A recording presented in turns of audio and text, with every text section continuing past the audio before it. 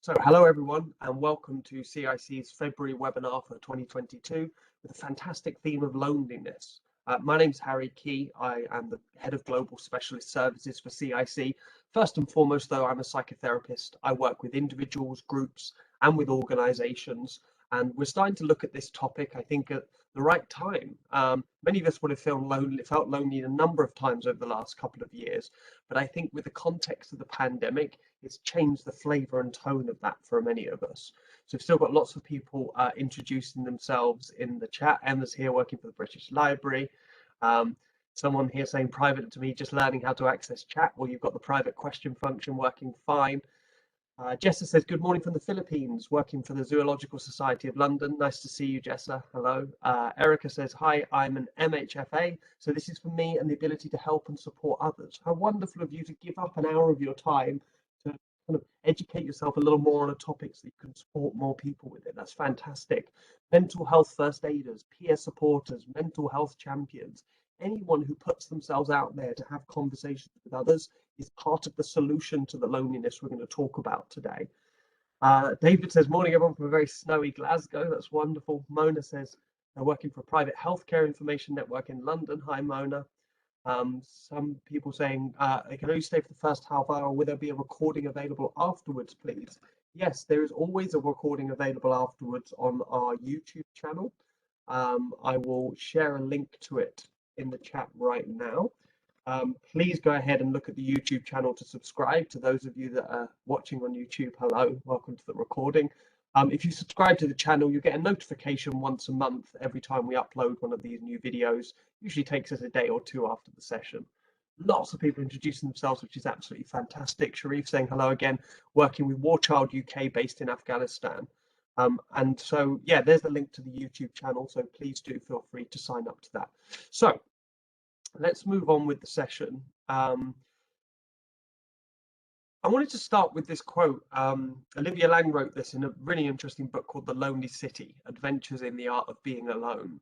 And the way that she describes it, I think, is really suitable here, because so much of the pain of loneliness is to do with concealing, with feeling compelled to hide vulnerability, to tuck our ugliness away, to cover up scars as if they're literally repulsive. But why hide? What is so shameful about wanting, about desire, about having to have failed to achieve satisfaction or experiencing unhappiness? Loneliness is just one of those feelings that we had. It's not on the positive spectrum, it's certainly on the negative spectrum, but we're so much more practiced in talking about the positive feelings we have as human beings. I'm just going to help out a couple of people in the chat who say they can't hear.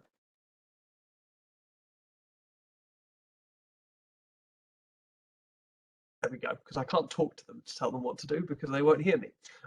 So this feeling alone, about being a negative feeling, and negative feelings are ones that we're more likely to push away. But there's also something else in here, that feeling compelled to hide our vulnerability. I've been speaking about loneliness quite a lot over the past couple of years, and I had a really distinct experience of loneliness a couple of times, particularly last summer, where not only did I feel loneliness, I also started to feel like it was my fault. I started to turn some sort of blame on myself, like there was something I was doing wrong, and that's why I was feeling lonely.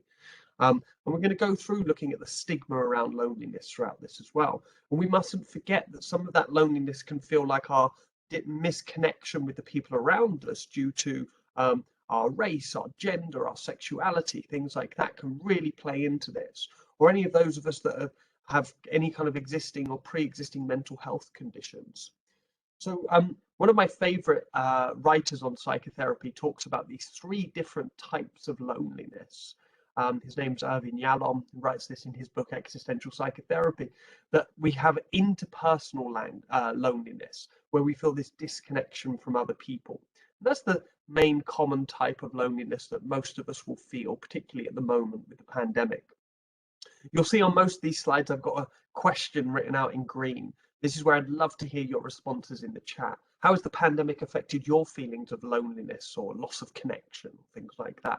Let us know in the chat and we'll describe these to each other and we'll start communicating around this difficult topic. We can then move on to another stage where we feel intrapersonal loneliness. A bit of a complicated word, I think. Maybe Yalom could have made these phrases a little simpler, but what that really means is disconnection from ourselves, where we don't feel we're connected to our core values. Um, there's this idea that we don't quite feel ourselves and we feel like a stranger in our own world. And then the last, which is the real deep, depressive, existential isolation, it's a bigger, all-encompassing feeling of being ultimately alone. And that's, often the stage that many people come to when they're looking for ongoing psychotherapy or something like that, where they've lost this connection to themselves and others, and furthermore to the world around them. And as I say here, with the effects of the pandemic, we're likely to have experienced one or more of these, or maybe a little bit of all of them at once. As I said, I'd love to hear in the chat, how has the pandemic affected your feelings of loneliness or connection with others? Do you feel it has, pushed you into a place of isolation or loneliness that you haven't had in the past? Perhaps for some of you, the pandemic and being able to kind of interact with more people online has lessened your feelings of loneliness and loss of connection. Many of us are starting to feel more connected to others. Erica's put here in the chat, thanks for kicking us off, Erica. Definitely increased sense of loneliness and isolation working from home and being restricted from meeting with others. So for many of us, the thing that will solve our feelings of loneliness is that physical, close connection to other people. There's a certain kind of animal instinct side of that makes us feel cared for. Yeah. Charlie said here, it's been a mixture for me. I feel a sense of loneliness, particularly with family, so missing hugs and having a brew together. But then being able to connect via online video calls or hosting family quizzes made me feel so good. We came together no matter what. So it's a real mixture. Yeah, I like that, because that mixture talks to the complex nature of human existence. Sometimes things aren't all negative or all positive, but we've got these competing feelings, and it's actually the tension between those competing feelings that feels difficult for us. Yeah. Lucy says, I felt more included in the pandemic, but now things are going back to normal. They put in quotes, I feel more and more lonely and isolated. Yeah. Um, we're being asked to go back to normal in many parts of the world. We're being asked to do things that we did in the past. And for many of us, that's going to leave us in a position of powerlessness where we don't feel like we're in control of our communication with others. So that can lead to this loneliness as well. Yeah. It's nice to hear that you felt more included in the pandemic, though, Lucy. Perhaps there's some things that you can learn from there about that feeling of inclusion, and try and strive to get those out of the world around you for the future. Annette says, I very much do not like to go out now. I much prefer to be at home. I don't even like to be in the office. I suspect it's because of the pandemic and having to be at home. Yeah, human beings are creatures of routine. We like to feel like we're doing things normally. So if we get into a new normal of being at home and that routine suits us, it can feel hard to step out of that. Remember, take it at your own pace. I know we might be forced to go out into public and do things before we feel ready, but there are things that we can do to take back some of that power. Maybe practice journeys out to work, practice your commute on the weekend or things like that. Let me see what else we've got. Ralam says, connected with colleagues and helping others through work, but disconnected with family.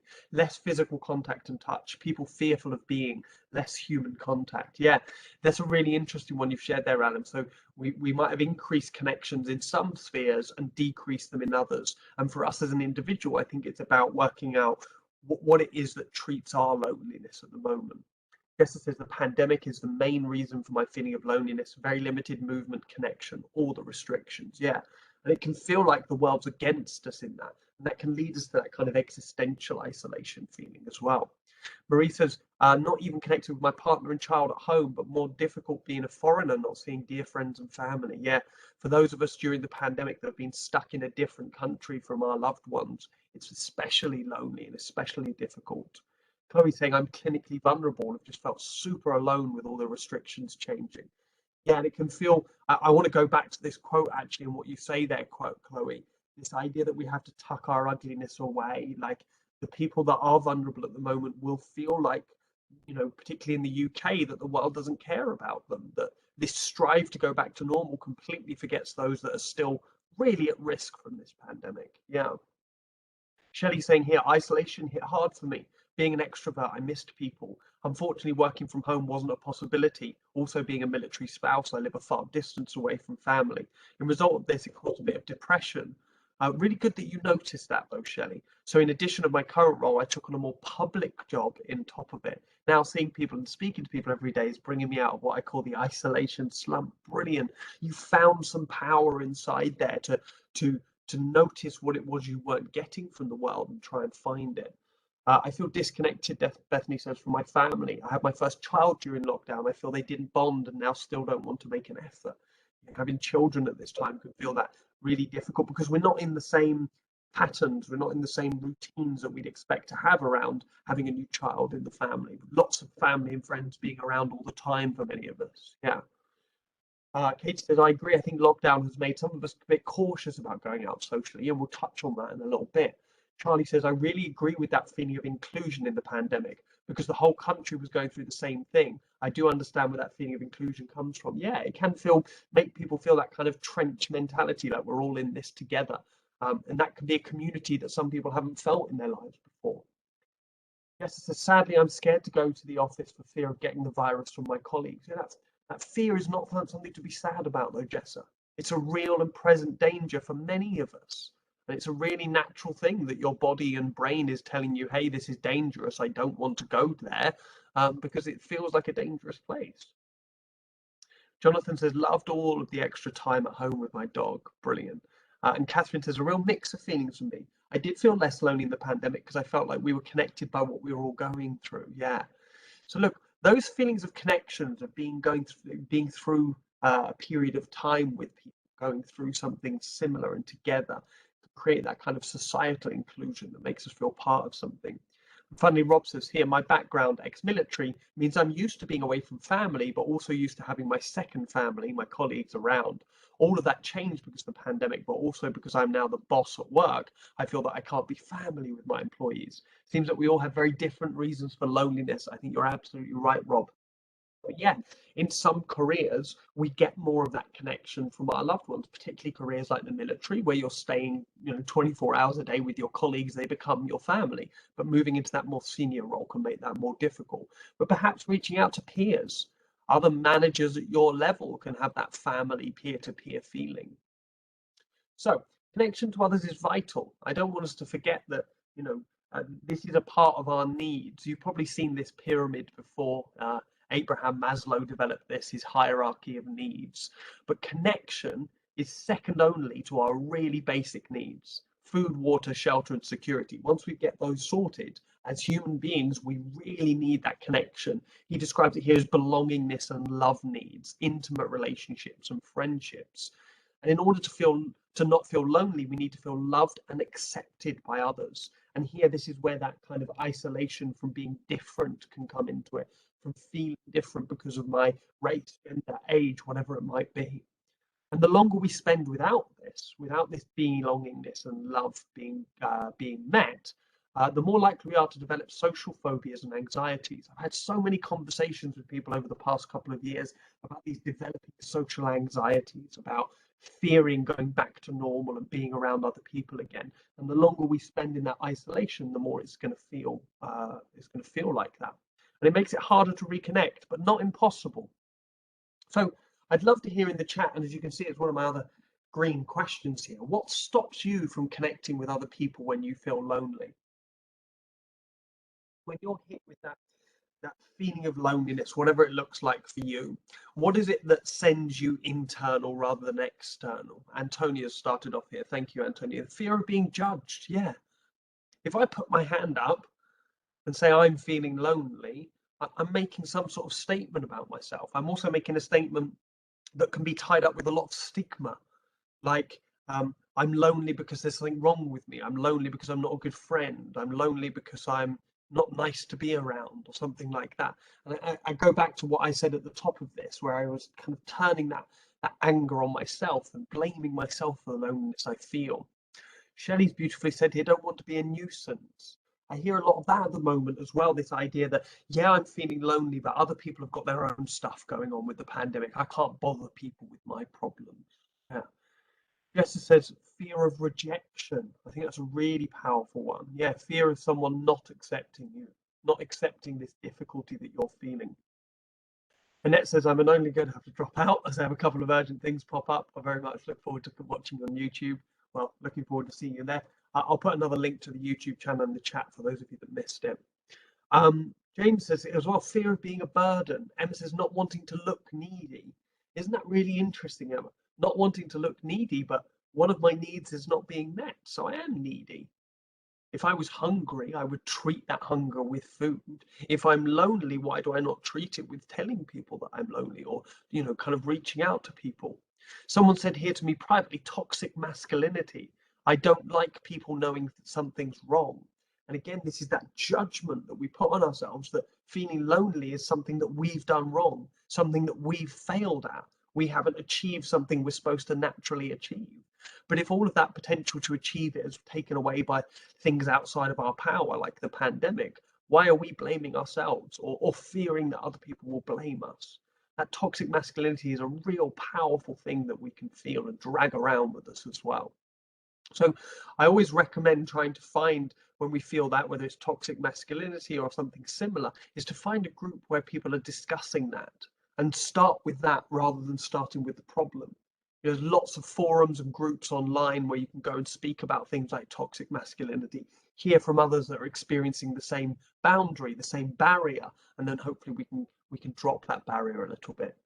Dawn says here, the feeling that people won't want to know what's going on in my world. Yeah, that's that real feeling of no one caring, no one loving me, no one being interested enough to know what's going on in my world. Yeah. AN says, I think if you're experiencing the existential sort of loneliness you mentioned earlier, is the feeling that just going out for a coffee won't cut it or won't be good enough to help. Yeah. I've felt this one myself, and it's this idea that what's the point in taking this one small step? I feel like I need a big change. And always then we're missing out on the idea that, you know, each small step that we take is getting us closer to that big change, but it can feel so futile at the time. Yeah. Linda saying here, it takes more energy than I think I have. That's a really good one. I've forgotten that. I haven't put anything in here about energy, Linda. I really appreciate you reminding me of that. Yeah, if I'm lonely, I can also be depressed and drained of energy, drained of the desire to do anything. And so if I don't feel I have that energy, I'm not going to be reaching out to people. Yeah. And then Popo says fear of additional lonely feelings. Yeah, so if I put myself out there and say I'm lonely, are people going to kind of shun me and drive me further away? Yeah. Drew says, could you please share us the full conversation? Hopefully you can see the chat. So the chat is on the, well, on my screen, it's at the bottom right. It's a little speech bubble. You should be able to see everyone's chat there. You won't be able to see when people send me private messages. Sarah said, worried people don't have space for me. Yeah, I think we come back to that idea of everyone's going through something at the moment. Everyone has their own families and not wanting to bother friends, this Tamsin. Yeah. Charlie Bot talks about the energy and effort to put on a brave face. Don't want to be a negative Nancy when visiting people. Yeah. And again, even seeing loneliness as negative can sometimes be a false judgment. I would think that my family would feel pretty positive if I said to them, I'm feeling lonely, I need to spend more time with you. They probably want to spend more time with me as well. Cherise said here, how about the third world countries context? Right now, Afghanistan suffers from poverty and various other issues. Poverty massively increases our potential for experiencing loneliness. Really good point. Also, you know, you're talking about Afghanistan, which is a conflict region at the moment. So being in that conflict also increases our feeling of loneliness, any kind of that fear. Yeah.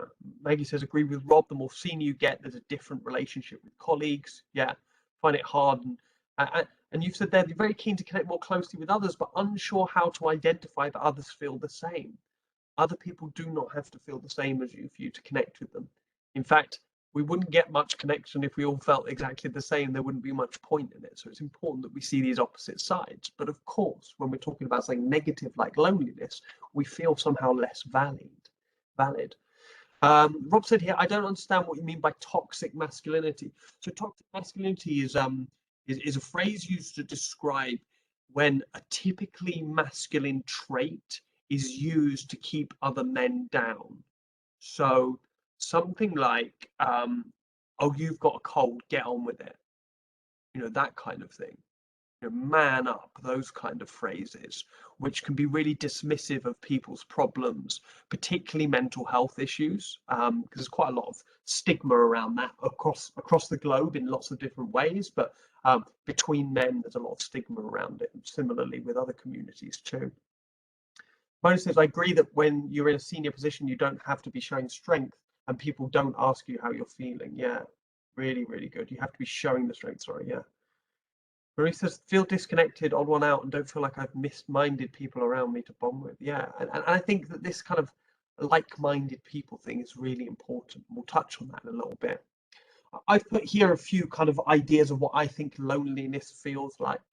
And by when I say what it feels like is, if I get up, let's say I got up this morning and I was feeling lonely, what would it do to me? What would it feel like in my emotions, perhaps in my body? I'd love to hear in the chat if you kind of have any other ideas or any other kind of symptoms of loneliness for you. Katie said in the chat here, I recommend Andy's Man Club for men experiencing depression. I have male friends who found this support group useful. Thank you for sharing, Katie. Really important. I've not heard of Andy's Man Club. I'll look it up after this. So isolation. So sorry, loneliness feels like a general sense of isolation or disconnection from others. So it can be quite hard to name. It can be quite hard to put our finger on the feeling. We might just be feeling what people say, like out of sorts or not ourselves, something like that. It might be a bit more distinct, like we feel like we're lacking or missing social connections or companionship. I feel this particularly like when I'm watching a TV show or movies and I see groups of friends all hanging out together. I'm like, oh, wow, I've missed that feeling. I don't get that feeling much anymore. It differs from depression or anxiety as it's situational, though it can feel really, really similar. And it can bring on depression and anxiety if we're stuck in loneliness for a long time. It can be confusing to feel lonely when we're around others. I felt lonely in some really busy places. I felt lonely at family parties where there's 100 or so people there. So it can be really confusing to us to think, well, I'm around other people. If I'm feeling lonely around other people, there must be something wrong with me. And then loneliness can act like a cycle, I've noticed. The longer we feel lonely, the more we tend to isolate ourselves. So the more loneliness we feel, so we isolate ourselves even more. It's kind of like a downward spiral thing. We can start to feel like there's something wrong with us, as I've mentioned a few times. And it can make the whole world seem unfriendly and scary, particularly during the pandemic. The whole world seems unfriendlier and scarier anyway. If you chuck loneliness into that, we're in a more deeper sense of being kind of at risk or feeling isolated and unsafe. Yeah. Jessica says, I think it applies to me. The longer I work from home, the greater becomes my fear of socializing. Yeah, if like any skill, right? If we're out of practice of it, we might fear how it's going to go the next time we do it. I can't remember the last time I rode a bike. I feel like I still have the skill somewhere in me, but the first time I get on a bike again, it's going to feel a little bit tenuous. I'm going to feel a little bit kind of scared, I think. Yeah. Someone said here privately, beside myself. Loneliness feels to them like they're beside themselves. They can't breathe and they don't want to carry on, cannot see the light at the end of the tunnel. So it can bring on some real serious themes of, kind of what's the point of our existence? It can make us feel suicidal quite easily when we're feeling lonely. Yeah. Someone else has said here, for me, loneliness is when I feel more easily forgotten by the people I won't forget.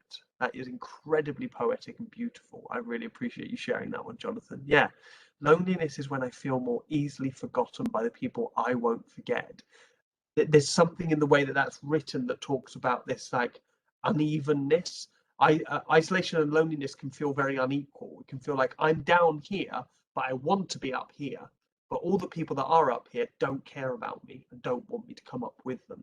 It can feel a bit like we're being put down by others as well. Yeah. Charlie says here, loneliness for me just feels like I don't fit in with that group of people. These could be close friends, but I can often feel like I just don't understand what's going on and what they're talking about, and I'd rather just go home. And I think it's also important to note here, sometimes a feeling of loneliness is a call to be alone because we're missing out on that need as well. Shelley says here, lonely feels like I'm being consumed with self-doubt and self-esteem. Wow, yeah, that's a really good way of putting it. Consumed with something. This idea that I can't do what I should be doing because I'm being taken over by these thoughts. I start questioning, why haven't I got people around me? Yeah, I was doing the same. Why don't people want to spend time with me? It feels like a dark cloud hovering above me that I just can't shift. We're going to talk about shifting that in a little bit. Tanya says here, an American colleague once told me that loneliness is simply a state of mind, and when he felt lonely, he went off to do something to occupy himself, which removed the thought of loneliness. Interestingly, it does work. Yeah, absolutely. I think loneliness, and this is not to pass any judgment because this is just my experience of it personally. But I think with loneliness, there's also the call to isolate ourselves and extract ourselves from others even further, as I said, in this cycle. So the more we tend to isolate ourselves, the worse we feel. But if we can do something to occupy our mind on something more positive or something that we're interested in, it can relieve those feelings. Yeah. Someone said here privately, a feeling of hopelessness, like I can't see how to pull myself out of it. Yeah, that kind of no light at the end of the tunnel again. And feeling left out, like everyone is moving forward, but I'm stuck. The comparisons come on really strong when we're feeling loneliness. Yeah. Emma puts it really simply, always feeling other, feeling like I'm other than others. Yeah. Ralam says, we had a lot of residents during the pandemic who felt extremely lonely during the initial lockdown, even when they were all together. The fear makes things worse. That's a really good point. Yeah. When we're fearful for our existence, I think sometimes that can isolate ourselves from other people as we become a bit more inward focused too. Jessa says, feeling alone in a crowd of sorts. Yeah. Ian says, you get a great sensation of a lack of self-worth. Yeah.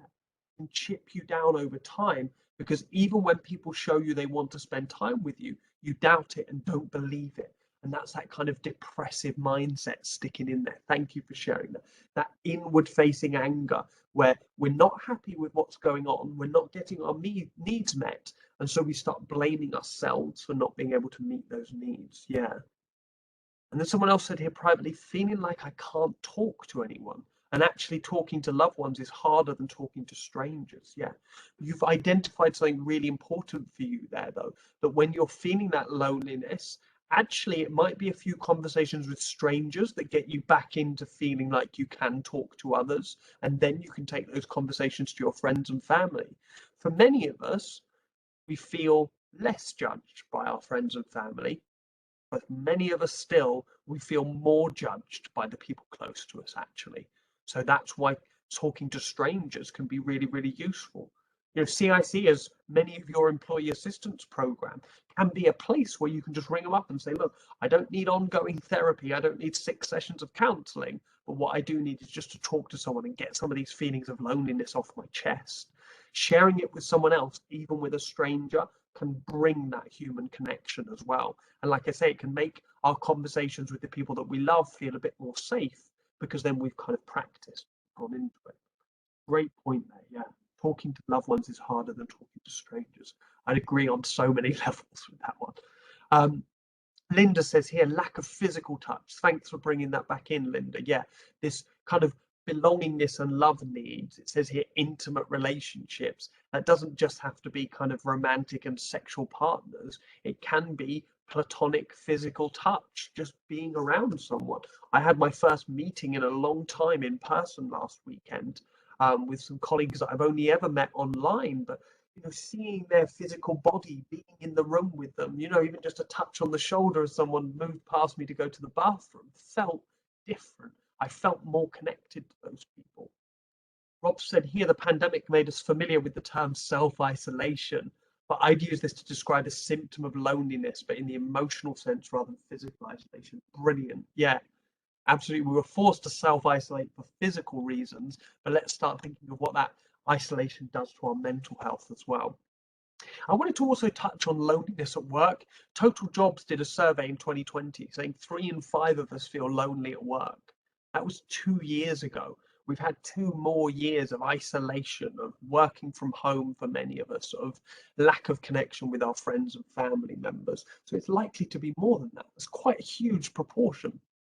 Loneliness at work is associated with an increased risk of all of these things: depression, anxiety, stress. We've talked about these brilliantly. They've all come out of your experience already. There's low self-esteem, personality disorders, and suicidal thoughts as well. And Returning to the office is not the solution to all of these problems for all of us.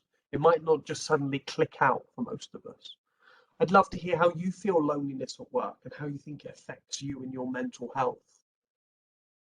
Rob's also said here in the chat, connection can be boosted by the smallest sign of affection. We all need affection. Yeah, absolutely. There's some there's something in being, you know, able to approach people and generate that connection as well. I remember thinking back to the start of this session, someone said the reason they came here as a mental health first aider, they wanted to understand it better to support others. Well, that affection and connection is something that you can show without being physical, without being overly loving or caring to someone, just by giving them space and time to be heard and to feel accepted.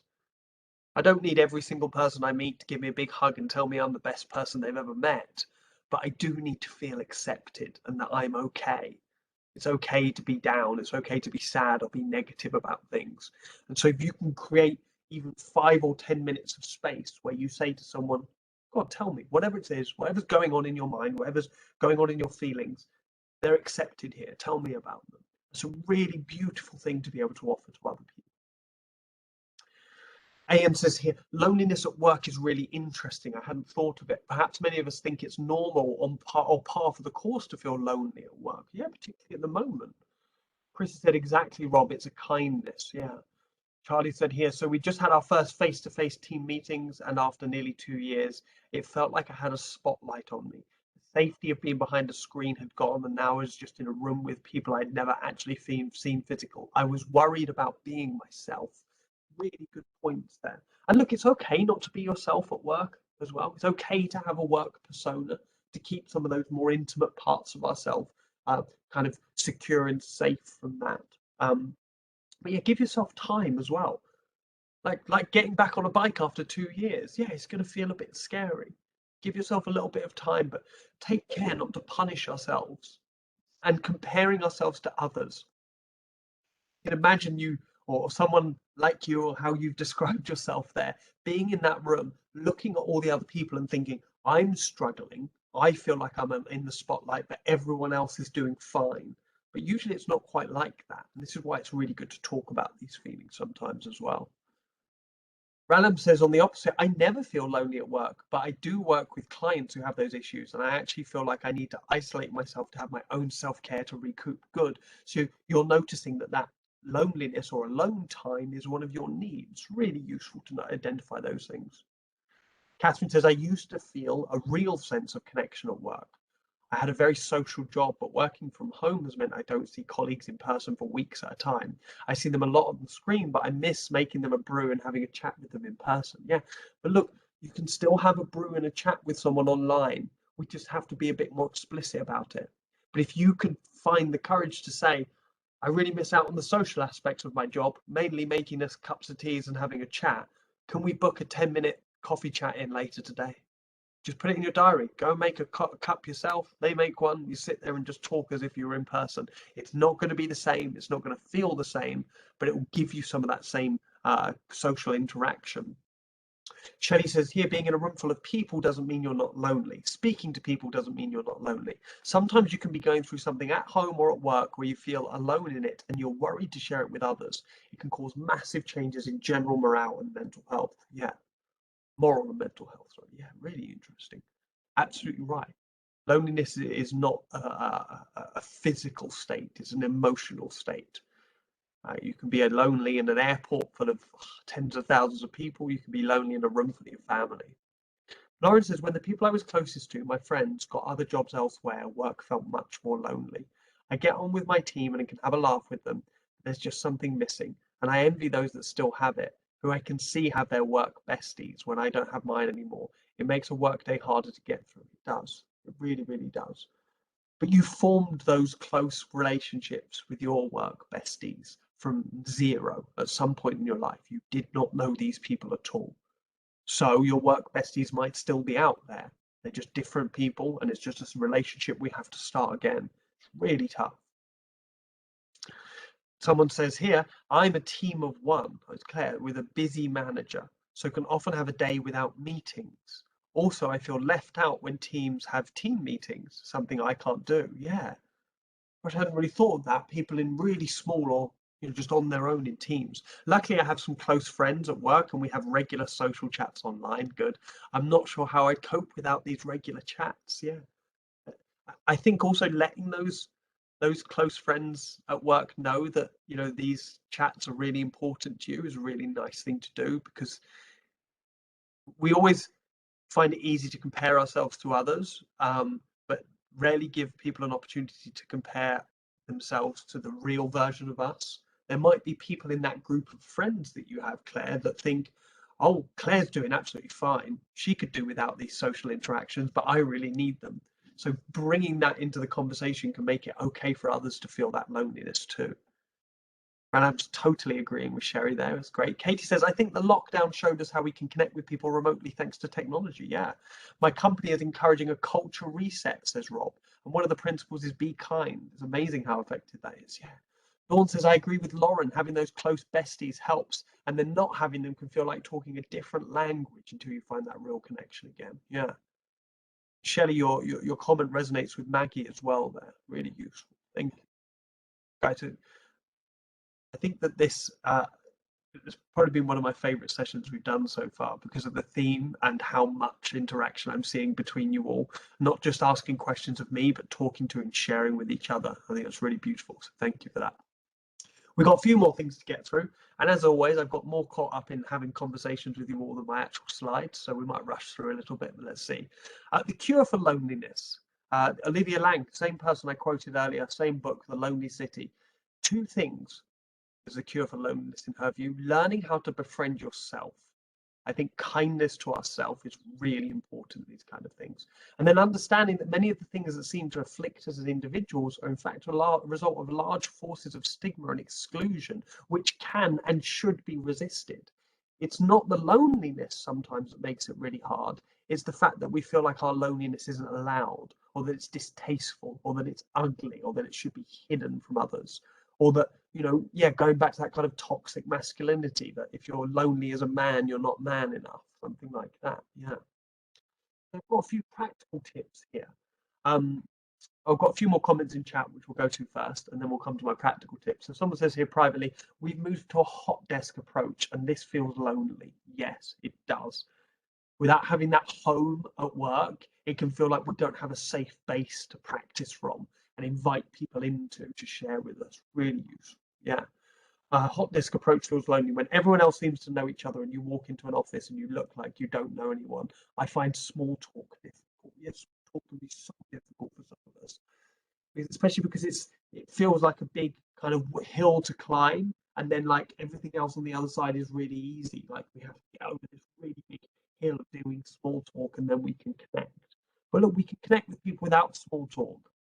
I have lots of I wouldn't call them friends, but relationships, particularly in the workplace, where we don't small talk. We just go straight to talking about things like loneliness. We go talking about things like mental health. It's an interest. It's a common shared interest, and we're not commonly sharing interest in what the weather is or what the football scores were on the weekend. Yeah. I feel like during the peak of the pandemic, we all used to make more effort to meet online or outside for walks and be more social. Yeah, I actually probably saw friends and colleagues more socially online. Since normal life is resuming, everyone is busy and doesn't have as much time anymore. Yeah. Yeah. Lots of people agreeing with you there. Yeah, brilliant. Thank you. So my practical tips. If you've ever come to any of my sessions before, you know I'm going to use the word boundaries at some point. Set good boundaries. Taking a proper lunch break, or even just stopping to enjoy breakfast or take a walk in the morning, will help us find more space. One of the things I'm often talking to clients, groups, organizations about is if you're trying to make change in your life, sometimes it's much easier just to try and create space for that change first. Try and create a bit more routine and normalcy, try and feel a bit more in control of our lives, and then we can try and make the change. But going through in the state where I feel lonely, perhaps depressed because of that, maybe a bit of social anxiety as well, trying to think of going from that to this kind of excellent version of me I have in my mind is really difficult. But if I create some space by setting some boundaries, I might see, oh, actually, if I do finish work at 5 like I'm supposed to, and I'm not going to eat dinner till 7, 8 o'clock as I usually do, I've got some time there. Why don't I put a boundary around that and join a social group or do something for myself? But the time has to come first for many of us, particularly at the moment, living these busy lives. Discuss your concerns. Our support circle becomes really vital. And take care not to add punishing withdrawal to the loneliness, like that thinking like there's something wrong with us. If you can, join online or in-person groups. Who was it that said, someone said something about small talk? Yeah, fine. Then get involved in groups that don't have small talk, that cut straight to it. One of the great things about the advent of the internet and online is, you know, if I'm interested in, I don't know, collecting headphones. There you go. If I'm interested in collecting headphones, I might be the only person I've ever met that's interested in collecting headphones. But I bet you if I go online, I can find tens of thousands of people who are interested in the same thing and willing to talk to me about it in great detail and share our loves, hates, and all of those kind of things around this interesting topic. Yeah. Charlie said here, I agree with Catherine. I find myself apologizing to friends for not making regular contact now that we can see each other. The pressure to make effort is horrible when in reality that effort needs to come from both of us. Yet I feel it's my fault we haven't spoke. Yeah.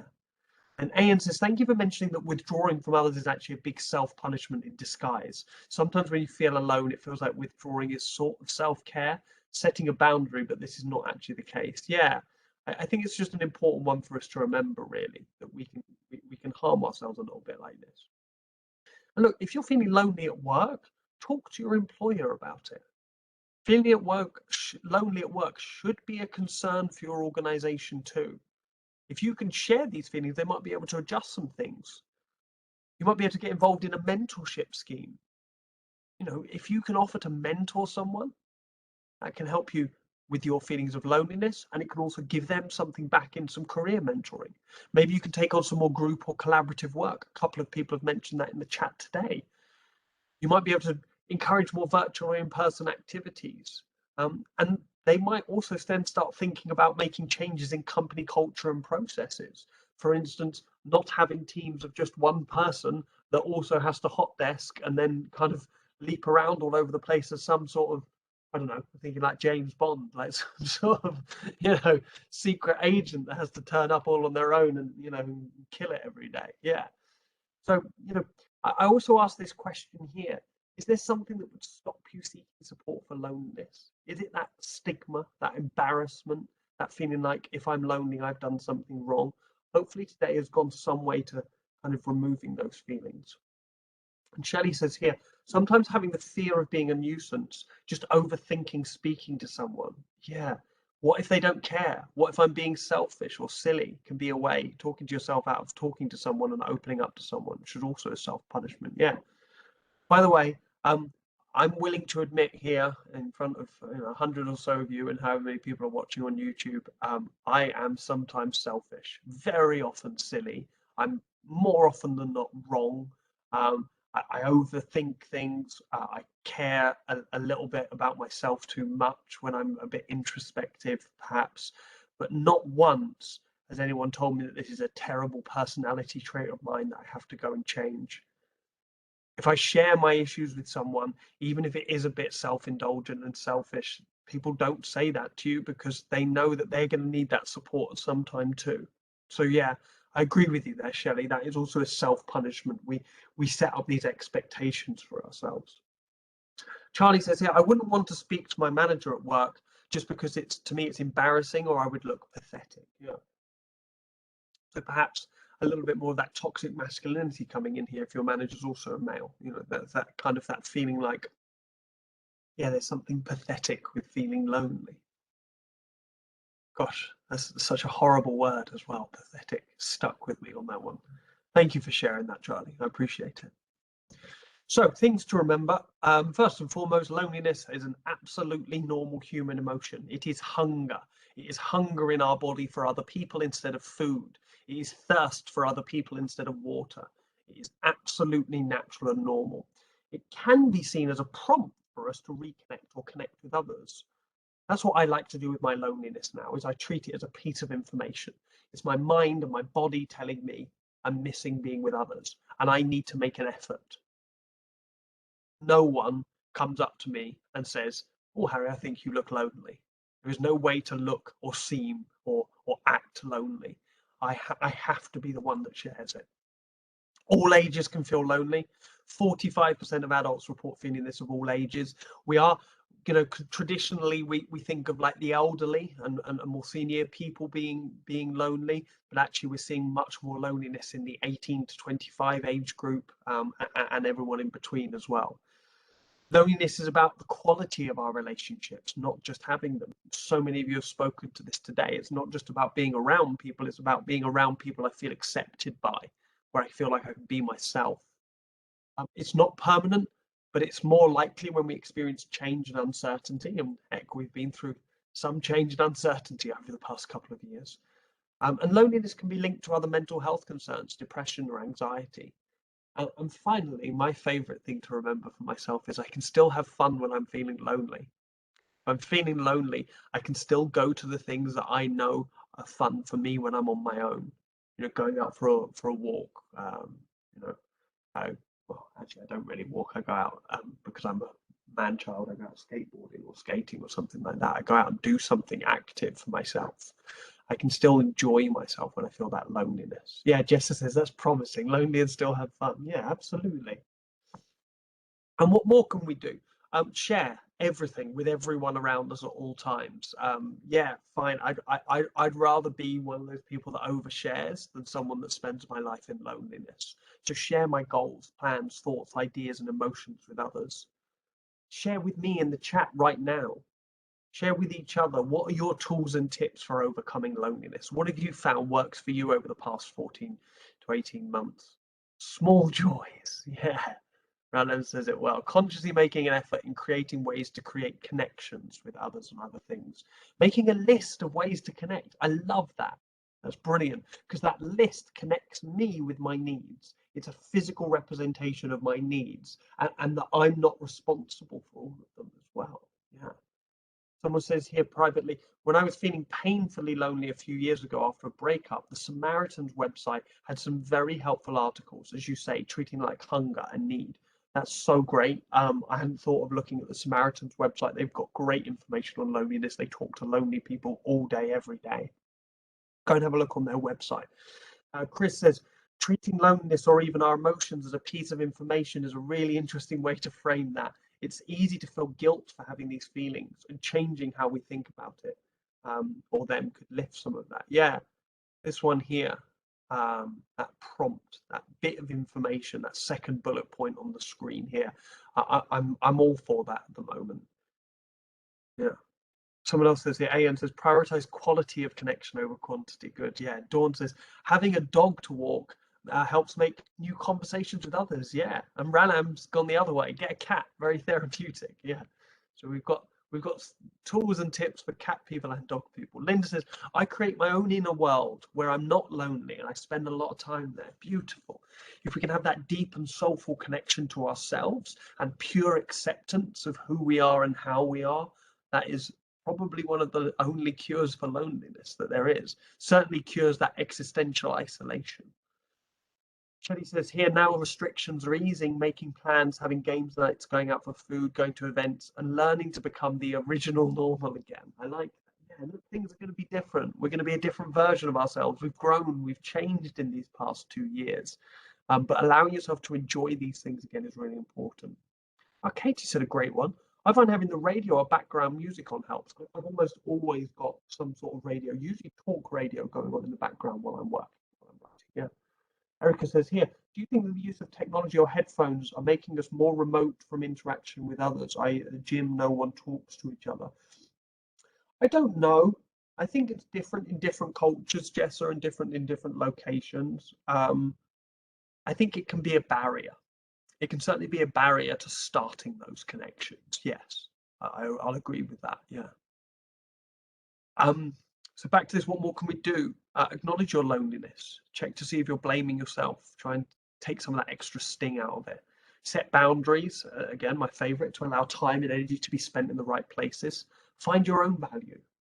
Don't try and imagine how other people would value you or how other people would think of your loneliness. Find it for yourself.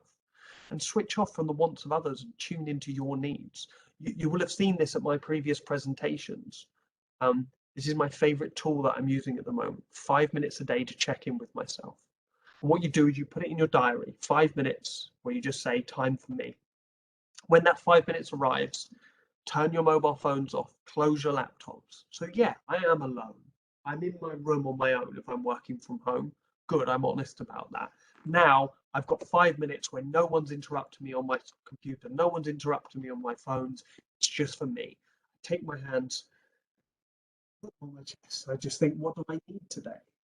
Sometimes that need might be others. I might want to spend some nice time with it.